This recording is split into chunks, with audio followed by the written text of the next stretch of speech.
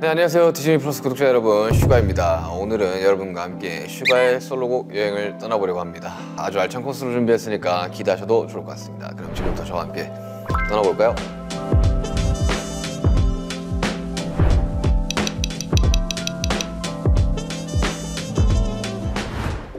첫 번째 여행지는 바로 어거스트 D입니다.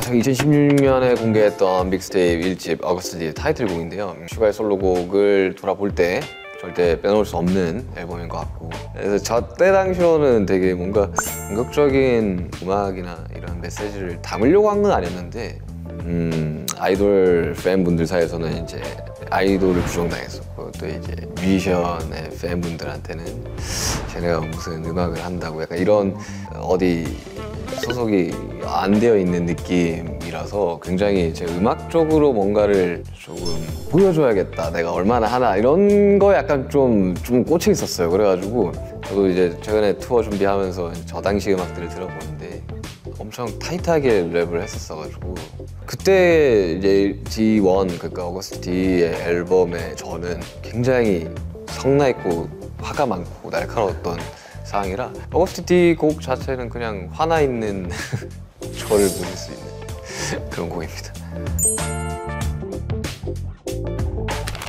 사실 뭐 정체성이랄 게 없어요. 다 저기 때문에 그냥 뭐 민윤기라는 단어로 둘 다 표현할 수 있겠네요. 네.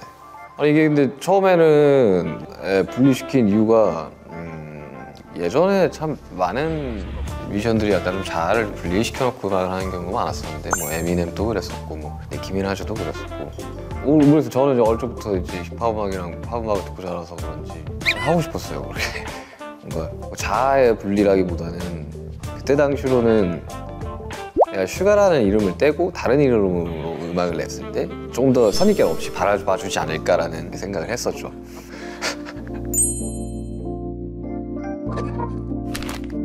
D1은 확실하게 있어요. 분노가 굉장히 많았던 시점이라 2016년이면 정말 저희 방탄소년단이 뭐라고 표현했냐면 지옥에서 살아 돌아왔다라고 이야기할 정도로 사방팔방에서 정말 수많은 공격과, 왜 그런지 모르겠지만 굉장히 많이 공격을 받았었어요. 그거는 왜 이렇게까지 우리를 미워하지? 라는 거에 좀 많이 초점이 있었고, 굉장히 분노가 가득 차는 상태였고, 지금 생각해보면 정말 좀 시기 어린 생각일 수도 있는데 뭔가 꼭 성공해서 복수하고 싶다라는 생각을 굉장히 많이 하고 살 때였어요. 원래 제가 음악을 어릴 적부터 참 수많은 반대를 받으면서 음악을 시작을 했고, 뭐 지금까지 왔지만 그 항상 증명해내고 너네 말 틀렸어 라는 거를 꼭 하고 싶었었거든요. 뭐 그렇게 이뤄졌고, 그때 당시로는 그래서 분노가 가장 큰 메시지고 가장 원동력이었는데, 물론 지금은 아닙니다. 근데 그래서 D1은 그런 음악들로 가득 차 있죠. 네, 이제 다음 여행지로 넘어가 보겠습니다. 두 번째 여행지는 같은 어거스트 D 앨범 수록곡 취사 148입니다. 제목이 굉장히 독특하죠. 어린 시절 타고 다녔던 두 버스 번호를 나란히 이어붙인 건데요. 고등학교 때 스튜디오에 취직을 해서 이제 학교 마치면 가서 이제 일을 할 때였는데, 그때 이제 동성로에서 저희 집까지 오는 버스 번호가 724였고요. 148은 서울에 올라온 뒤에 이제 저희 숙소에서 고등학교까지 타고 다니던 버스 번호입니다. 저의 약간 그 고등학교 시절에 빙의해서 좀 써왔던, 2016년이면 지금부터 거의 한 7년 전이죠. 7년 전이면 제가 그때 24, 뭐 5 요럴 때인데, 고등학교 때부터 어쨌든 저는 스튜디오에서 일을 했고, 처음 저작권협회에 곡을 넣어 들어간 게 18인가 그랬어요. 17인가 18인가 그랬는데, 그때 이제 태국에서 이제 음악하면서 참 여러 가지 에피소드를 좀 담은 그런 곡이죠. 꼭 성공을 해야겠다라는 생각이 저 고등학교 때도 컸는데, 그거에 관련된 이야기들을 좀 담았죠, 그 음악에. 저는 좀 연습생 이 남들이랑 좀 달랐어요. 그래서 저는 그때 오디션 당시에 랩 부분, 뭐 춤, 뭐 작곡 이렇게 세 분야가 있었는데, 뭐 랩은 계속 했으니까 이제 랩 오디션이랑 작곡 부분 오디션까지 같이 본 거죠. 그래서 저는 처음에 연습생 됐을 때 다른 친구들은 일주일 내내 연습을 한다 치면 일주일에 한 2번 정도 그냥 간단한 율동 연습 같은 거를 시켰었고, 나머지는 작곡가들이랑 살았었어요. 저는 그때 당시로 실제로 활동을 하고 있던 작곡가들 옆방에 제 작업실을 주셨고, 거진 작업실에서 살았었죠. 그리고 그때 당시로 써놨던 곡들이 많이 들어가기도 했고, 첫 믹스테이프에서도 어거스트 D라는 비트도 사실 고등학생 때 만들었던 비트였고, 뭐 지금이야 클리어가 돼서 제임스 브라운 노래를 컷해가지고 뭐 만든 그랬어요. 그래서 뭐 열심히 곡 썼습니다. 저는 첫 타이틀곡 쓸 때 나는 프로 작곡가들이 어떻게 작업하는지 몰랐기 때문에 밤을 몇 밤 며칠 새는지 기억도 안 날 정도로 그 방피인이 옆에 앉아있고 조그마한 작업실에서 나올 때까지 근데 그때 이제 프로의 쓴맛을 알았죠.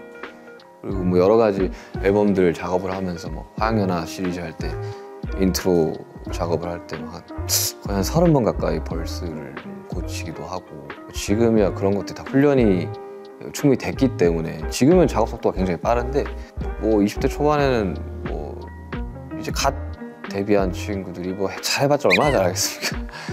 진짜 좀 많이 좀 쓰고 고치고 그러다 보니까 지금은 이제 외부 작업을 하거나 노하우가 많이 쌓였으니까 이 히트곡을 만들거나 이 곡을 이제 팔 때 좀 많이 도움이 되죠.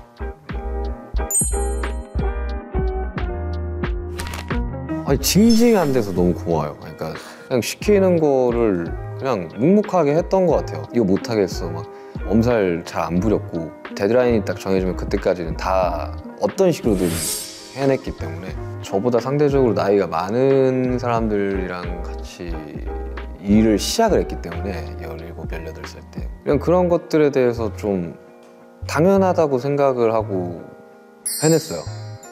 그거만큼은 되게 자랑스럽습니다. 그냥 그 고생했던 것들이 되게 당연했던 것들이라 되게 어른스러웠던 것 같아서 저의 20대 초반의 민윤기도 그 부분에 있어서는 정말 고맙게 생각을 합니다.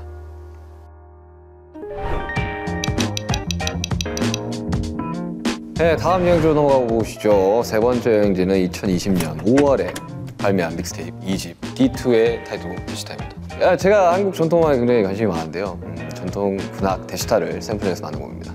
저게 2020년 5월에 나왔잖아요. 그때만 해도 다 이루었다고 생각을 했거든요. 이쯤이면 내가 왕의 마음으로다가 하면 되게 멋있겠다. 왕이 이제 이동할 때 나오는 음악이니까 약간 간사한 마음에 마치 왕이 된 듯한 그런 어릴 적에 생각을 했었죠. 그리고 저 때 굉장히 심적으로, 정신적으로 굉장히 안 좋을 때여가지고, 지금은 이렇게 좀 많이 완화가 됐지만 그때 당시만 해도 저희가 투어가 잡혔었는데 1월, 2월에 앨범 활동 끝내고 투어를 한 바퀴 쫙 전 세계 돌고 다 각자 이제 입대를 할 생각이었는데 그 계획들이 다 무산이 됐죠. 코로나로 한 줄 한 줄 스케줄이 없어지는 걸 보면서 굉장히 심적으로 좀 고통스러웠거든요. 왜냐면 그때 이미 티켓팅이 다 끝났고 공연 세트까지 다 만들어 놓은 상태에서 가지를 못하니, 그래서 이제 그 취소가 되고 티켓이 환불되고 취소가 티켓이 환불되고 실제로 막 만들어놨던 공연 세트들이 다 폐기가 되고 보관 비용이 너무 많이 드니까 뭐 그런 와중에 활동을 못하지. 그때는 막 뭐 제대로 뭐가 돌아가지 않았었어요. 그런 상황에서 이제 그러면 여태까지 내가 발매하지 못했던 곡들을 모아서 또 믹스테이프를 내보자 하면서 만들었던 건데, 했는데 그 다음에 다이너마이트가 나왔어요. 그리고 핫백 1위를 하고 더더욱 올라갈 곳이 없다고 생각했는데 더 올라가 버리게 됐죠.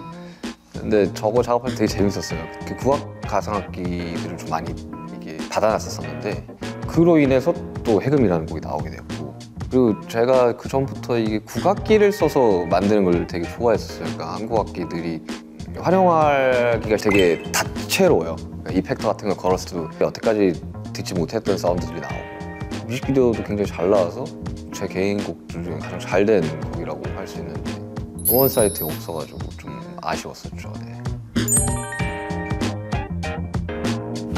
뭐 우리에 대한 이 분석이 정말 많았거든요. 뭐 방탄소년단 어떻게 잘 됐을까, 뭐 BTS는 어떻게 잘 됐을까. 뭐 사실 무대 보시면 아시겠지만 잘해요. 정말 연습도 남들의 몇 배는 했다고 생각을 하고 지금 또 마찬가지로 그렇게 하고 있고요. 무대에 올라갔을 때 우리가 제일 잘한다고 생각을 했어요, 항상.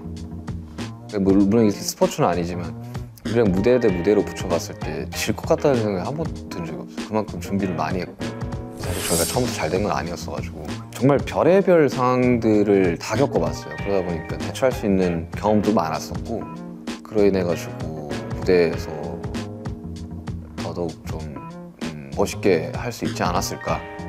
여러 가지 경우의 수들을 다 경험해봤기 때문에 그 경험이 제 자신감의 근원이지 않나 생각이 듭니다.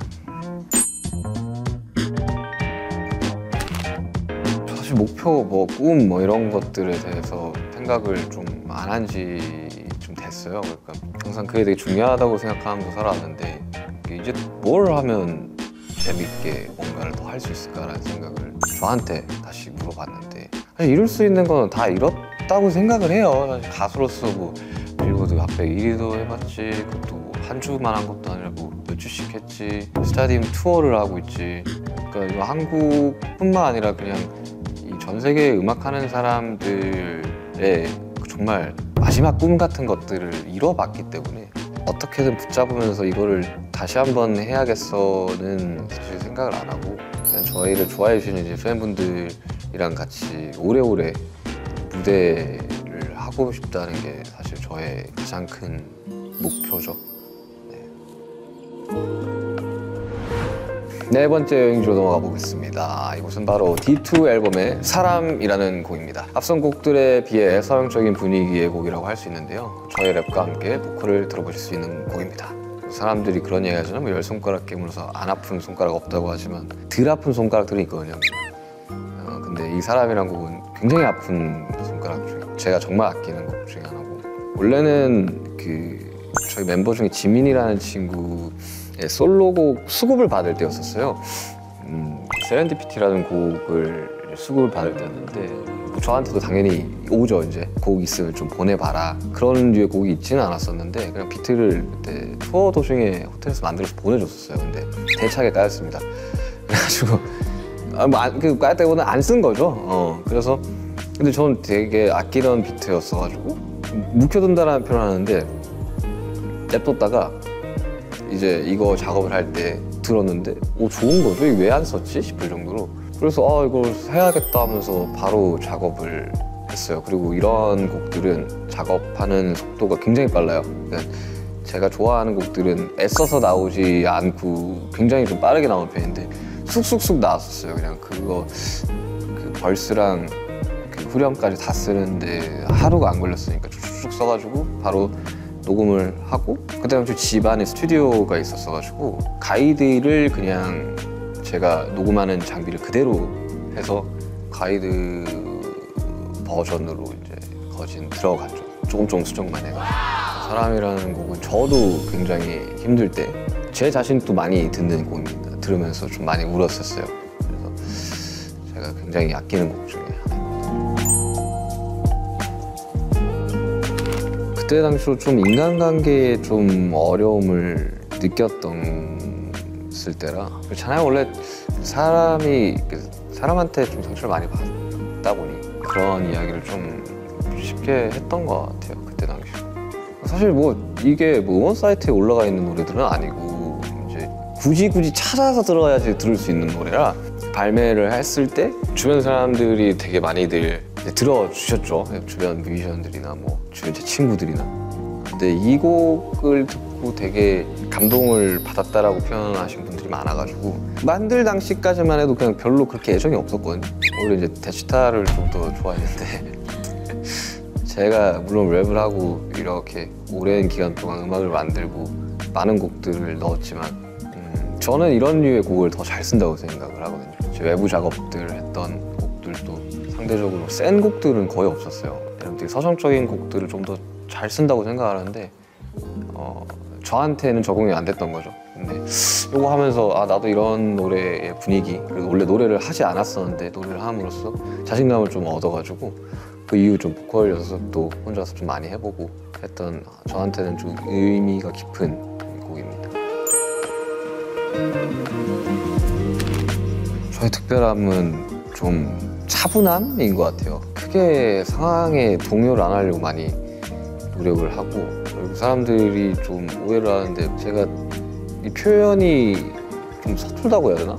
특별히 막 칭찬을 하기도 좀 어려워하고 칭찬을 받는 것도 어려워하고 잔잔함을 좀 유지하려고 하는 게 저의 특별함인 것 같고 슈가만의 평범함이라고 하면 거기서 그 가사에서 이야기했던 특별함과 평범함은 저는 연예인으로 지금 10년 넘게 살고 있지만 이제 비연예인 분들이 일상적으로 할 수 있는 것들이 저한테 굉장히 특별하거든요. 그래서 이제 반대로 저의 평범함은 많은 분들이 경험해보지 못한 것들이 저한테는 평범하겠죠. 뭐 스타디움 투어라든지 수많은 뭐 해외 시상식이라든지 이게 물론 굉장히 특별한 경험이긴 하지만 그리고 또 많은 팬분들이 도움을 주셔서 가는 굉장히 특별한 경험이긴 하지만 그 누구나 할 수 있는 건 아니라고 생각을 하거든요. 그래서 그런 차이가 있는 것 같습니다. D-Day. 자, 아쉽지만 벌써 마지막 여행지를 살펴볼 시간입니다. 이번 코스는 바로 다가올 저의 첫 공식 솔로 앨범 D-Day입니다. 네, 드디어 발매 소식이 공개가 되었죠.